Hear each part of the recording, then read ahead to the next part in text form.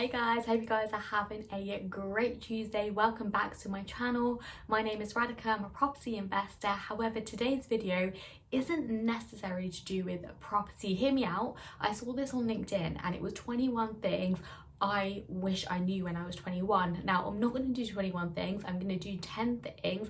And there's some things where I'm just like, genuinely, like, I really wish someone had told me when I was 21 all of these things, because I think it would have made such a big difference. And I probably did do some of those things but just never really like actively like thought about it. So here's 10 things that I wish someone would have told me when I was 21. So let's get straight into it. So the first one, I think I'm pretty good at it. I mean, sometimes I do get a little bit anxiety speaking to strangers, but I highly recommend everyone speaking to strangers, just learning about other people in their lives. Like, I just find it so interesting to hear people's stories, what they've done. I hate talking about myself, but when it comes to speaking with new people, I just love finding out little things, and you just never know who you're going to meet with. I've met some amazing people just by like talking to random people, and it sounds really crazy and you're gonna have to build up confidence to do it, but honestly you just have no idea who you're gonna meet with. The second one is starting a YouTube channel or a podcast or some sort of series, and I delayed this process. My aunts were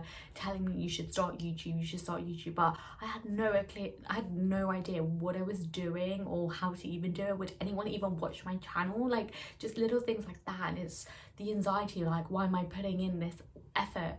And people genuinely like actually like watching my videos, and that was like the most surprising thing, which it should be because you're obviously putting out there. But starting a YouTube channel or a podcast series and just getting your thoughts out there, I don't even know, it's helped so much with my confidence. Even like Instagram, it's helped with my confidence so much, and just being able to help a couple of people, and you have no idea who you're going to help or reach out to. So yeah, starting that off nice and early. The third thing that I wish someone had told me is that you never actually really fail. If you look at positioning failure into a learning habit or winning, you're never gonna fail. You always can learn from something. So changing that failure into something, into a positive way, or putting a positive spin on it, what did I actually learn from that situation? You're never gonna fail because you're learning through it. And I think failure has a huge part, or not succeeding the first time has a huge part in enjoying the process and making that end goal 10 times better. Like, the amount of times I failed in property or failed in like creating a YouTube video or just other things in life, like, I genuinely have enjoyed the process, and it makes that reward 10 times better. The fourth point is, and I absolutely hate this, I hated essays, I hated everything to do with it, but the fourth point is learning how to write. And I know it sounds really basic, like, honestly I wish I actually spent more time learning how to write things. I did start a blog, but honestly, like, the amount of spelling mistakes of my friends and like family messaging me to be like, by the way, here's loads of mistakes, and I just kind of gave up with it. Even on my Instagram posts or descriptions in YouTube or Facebook, whatever the situation is, there's always spelling mistakes. And even on my reels, like, it's so annoying because you can't even edit it, and I can't edit my YouTube videos either. Like, it's just what it is. Like, there's going to be spelling mistakes, but I wish I actually paid more attention to those and just like try to find a way to enjoy it. And it's never too late. I'm starting to enjoy the process now, but yeah, I wish someone had told me to focus on those little details earlier on. The fifth one I wish someone had told me is writing down your thoughts and journaling and gratitude. So I know there's like 3 things in one, but just putting down stuff on paper really does help. And especially like during lockdown and all those little things, or if you're feeling in a weird state or you're not happy or anything like that, trust me, writing down those things really does help. So I wish I actually started journaling, and maybe that would have actually helped me with my English or like writing, but I don't know, we'll see. The sixth one is building your personal brand. Now, you can't just go off your company's brand, you need to be that person. Like, you need to build your personal brand, whether it's in your company, whether it's online, whether it's in a specific business. You still need to be the face of that. You can't just hide behind business, and it's so much easier. And I appreciate that, you know, you're subjective to what other people think, but honestly, like, don't even care what other people think. People are going to love you or they're going to hate you. I don't even think there's an in between. Like, you get really nice people reaching out to you saying, hey, you're doing amazing stuff, and then you get the hate comments, which nobody likes. But building your personal brand is just going to help you so much more and be more known as you rather than your specific company. The sixth one is taking care of yourself. Like, there is no price on taking care of yourself and putting yourself first. Yes, you want to help everyone else, but if you can't help yourself, you're never going to be able to help so many other people. Even if it's just helping one person, like if you can't take care of yourself, you're just not going to be able to help them. So make sure you are taking care of yourself.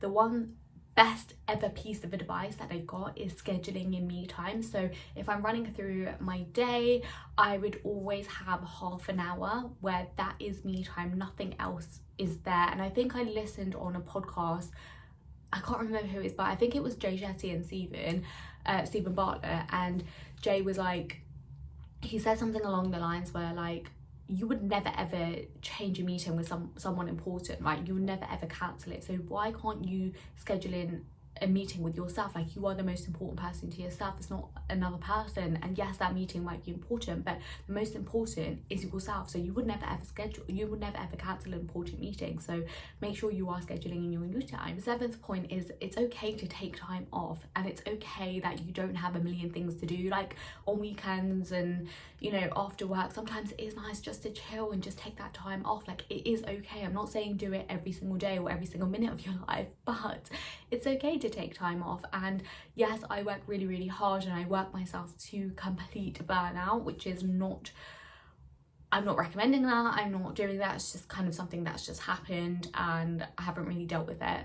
But then there's times where I'm just like, I just don't want to do anything and I just want to take the evening off. And especially like Fridays recently, I've just literally just been going to the gym and just doing nothing in the evening. So it's just been so nice to take time off, to be honest, whilst I have that opportunity. The eighth thing is you don't always have to be right, but you can always have an opinion about something, whether you choose to share that or not. It's always good to have an understanding of where everyone is coming from, but it doesn't necessarily mean that you need to contribute to prove yourself that you are right. It's always just good to understand different people's opinions and where they're coming from, and especially getting to that root cause of like why they're feeling that way, or why they're like why they have particular views on that, because it's always interesting because people's background, and this is why like it's key when companies are coming up with new products or new services that are coming out. Diversity is the key point that brings everything together. You need people with different backgrounds, you need people with different